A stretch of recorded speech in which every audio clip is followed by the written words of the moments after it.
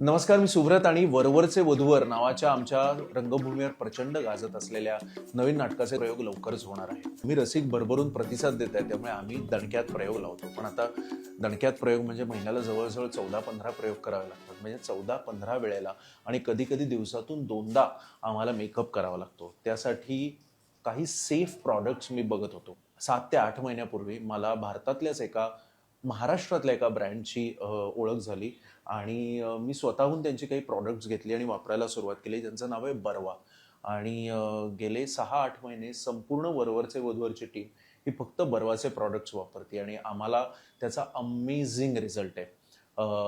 तर बरवाचे हे सगळे प्रॉडक्ट्स वापरून मोहित माने हे जे माझं सध्या वरवरचे वधूवर मधलं पात्र आहे ते कसं तयार होतं हे आज आपण बघूयात.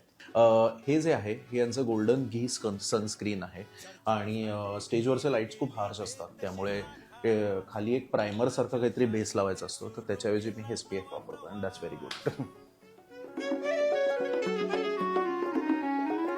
चर्चा झाली, डील केली, बेत शिजला खास, पेनाच्या शाईने सुरू केला नवा प्रवास.